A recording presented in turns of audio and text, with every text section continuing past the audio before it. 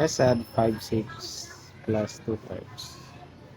So first, let's try the denominator of 6. And this is 5 6. I can divide this into 3. 1, 2, 3. So this is the number of beads that I need. This is 5 6. And 2 thirds will be 4 beads. That is actually 4 6. That means 4 6 and 2 thirds are equal. Putting together, that's 5 and 4, so we have 9 over 6. 9 over 6 is an improper fraction, so we need to change it to mixed number.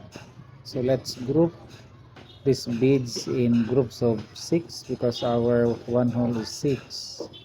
So we have now here 1 and 3 6, or that is 1 and 1/2. The greatest common factor is 3. So the final answer for 5 6 plus 2 thirds is 1 and 1/2. Now let's try 3 fourths plus 2 thirds. This is our denominator. Let's try 4. This is 3 fourths. But 4 is not divisible by 3. So I have to add another group of 4. Now I have 8 beads. But still 8 is not divisible by 3. Again, I have to add another 4. Then I have now 12. And 12 is already divisible by 3. So 12 is the number that I need.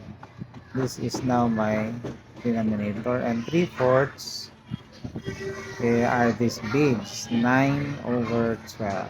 3 fourths and 9 over 12 are equal.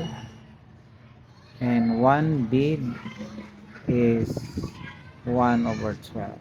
So this is 3 fourths, 9 over 12.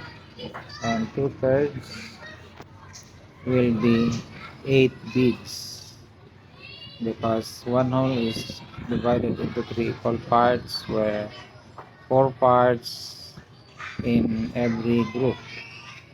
And now we have 9 beads for 3 fourths and 8 beads for 2 thirds. Putting together, the sum is 17 over 12. Now 17 over 12 is an improper fraction. Let's change this to mixed number. So we have, this is 1 whole, 12 beads, 1 whole.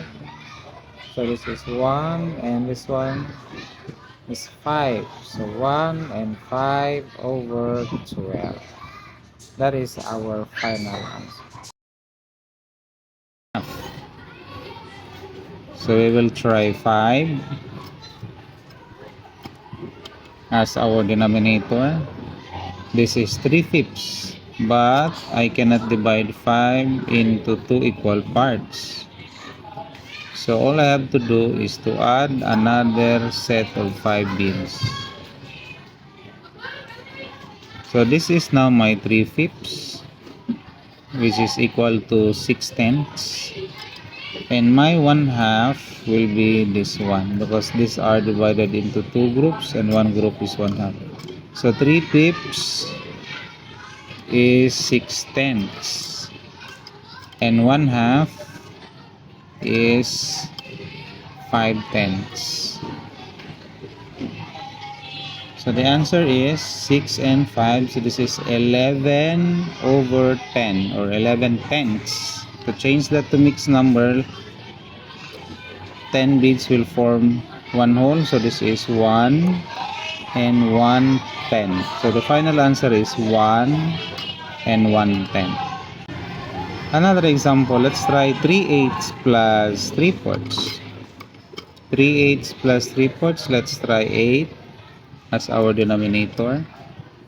And our 3/8 will be this. Then our 3/4 we will divide this into 4 equal parts. Yan.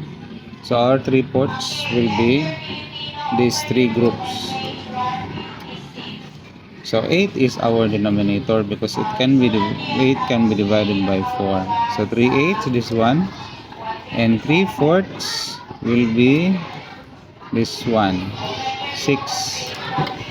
So 3/8, 3 beads, 3/4, 6 beads, or 6/8.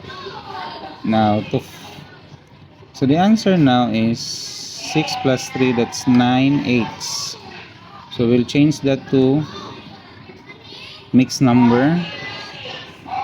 So we will add 5 here and we will deduct 5 here.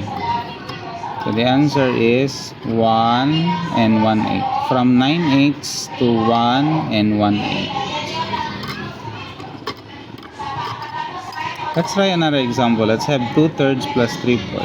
So let's 3 as our denominator. We cannot divide this by 4 and get a whole number. So let's add another 3. This is 6, still not divisible by 4. Add 3. This is 9, but still not divisible by 4. This is 12. Now it's divisible by 4. 12 can be divided by 4. 2/3 will be 1, 2, 3. So I need this 2, I need this 2, I need this 2, I need this 2. So 2, 4, 6, 8. So 8. 2, 4, 6, 8. 8 over 12, and that is equal to 2/3. Now I need 3/4. Notice that the whole is divided in 4 equal parts. We have 1, 2, 3, 4. So 3/4 will be this much. 9 over 12. So 2, 4, 6, 8, 9.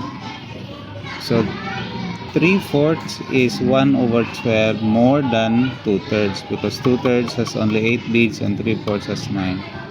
Now this is 9 plus 8, this is 17 over 12. That is improper fraction, so we can form one whole here. Then 1 whole is 12, so this is 8. We will add 4 to make it 12, and this 4 is coming from this. So this now is 1 whole, so 1, and this one is 5 over 12. So the answer is 1 and 5 over 12. Now what is 1/2 plus 3/5?